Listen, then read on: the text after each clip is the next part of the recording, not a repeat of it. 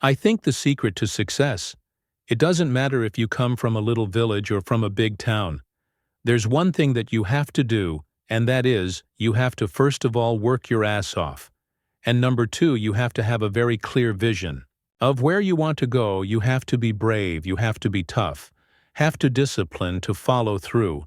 And it is very important that you don't listen to the naysayers, because in every step of the way, when you make decisions like, I'm gonna be a bodybuilding champion in awe of the world, people say this is impossible.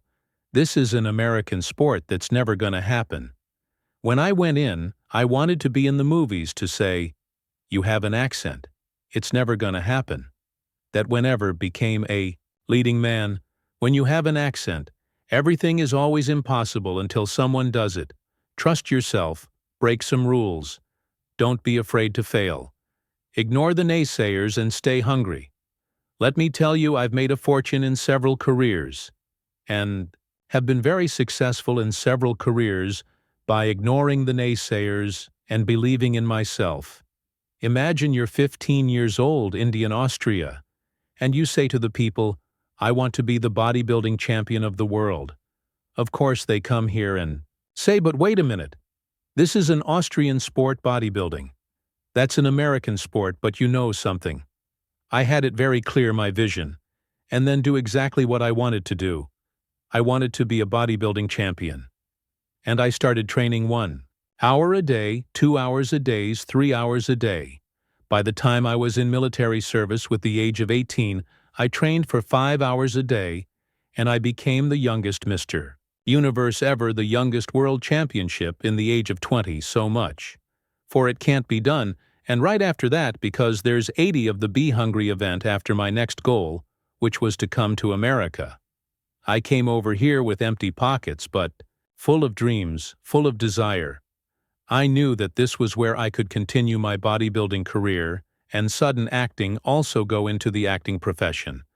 So I emigrated here and I kept training and training hours every day, 5 or 6 hours a day, and won one world championship after the other. But the time I was finished with bodybuilding, I won 13 world championship titles, more than anyone.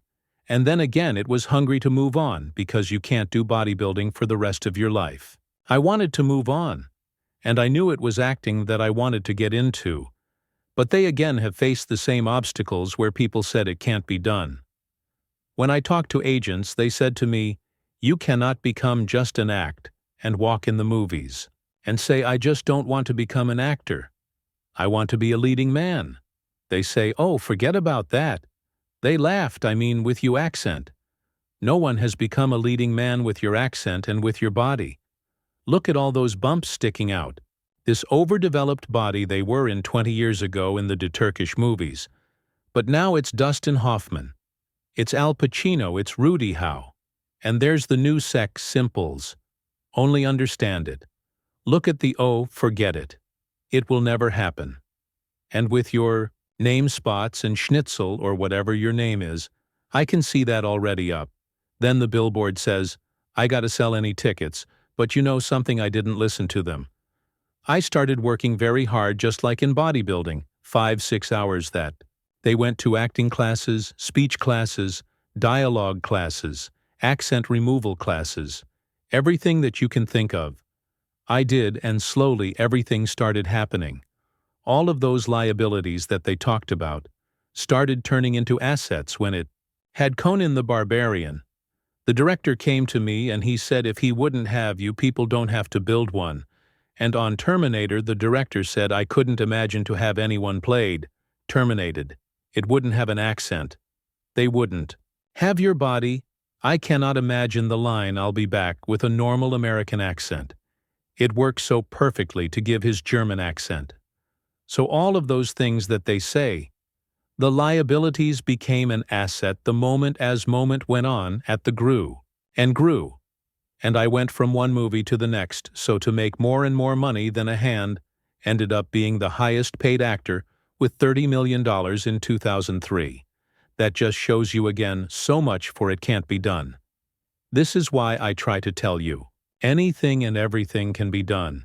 If you can visualize it, if you believe in yourself, never give up, and never be afraid of failure, because otherwise you box yourself in, and you limit yourself. I was never afraid to fail when I ran for governor. I was never afraid to fail to tackle anything, because you should not be afraid of failure. That's just part of life. Look your ass off. There is no magic, Bill, though.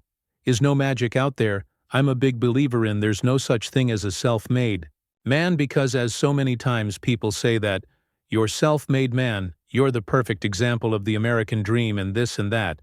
It is a whole great compliments. But the reality says, I always said that you can call me anything you want.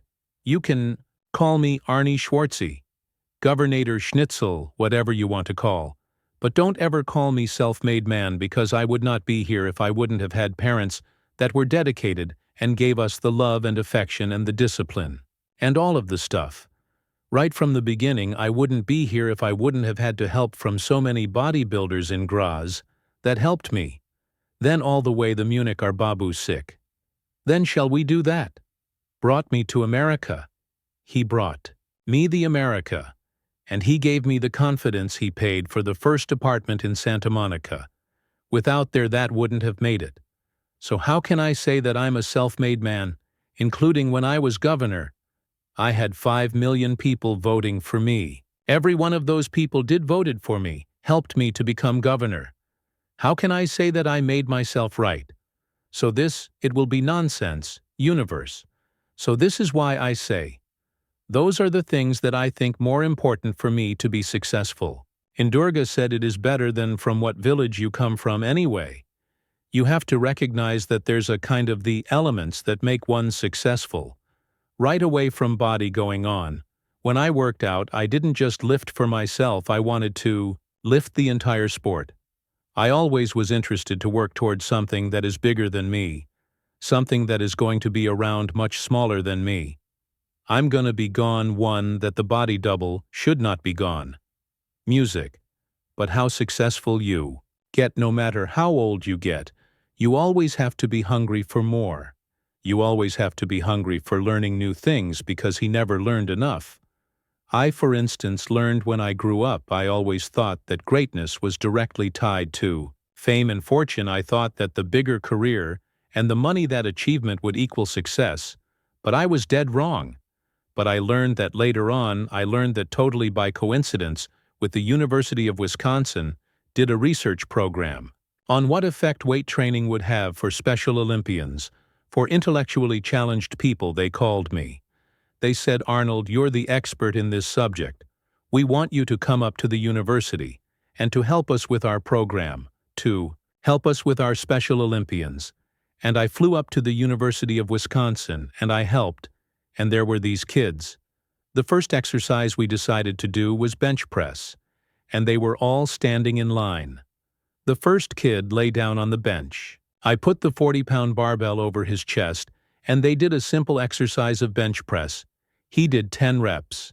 Then he got up, and then the next one laid down. I put the bar below within his chest, and then that kid started breathing really heavy, and all of a sudden he started screaming really loud.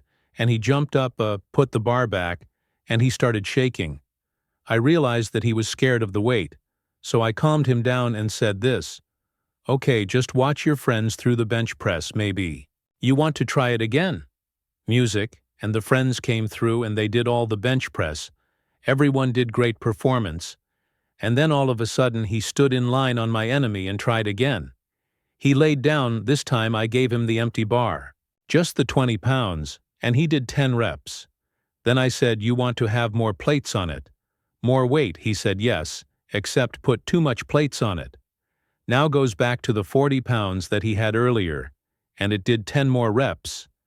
Then he said more, then he put 2 more plates on it. Night was 60 pounds, did another 10 reps. And he said more, they've been 80 pounds. Then I lifted the whale off, and he jumped up, high-five everyone, and was so excited. And it was a real eye-opener for me, because when I saw that kid come from Terra, he self-confidence in a short period of time. So what do? Remember, have a vision. Think big, ignore the naysayers, work your ass off, and give back and change the. Because if not us, who, if not now, when?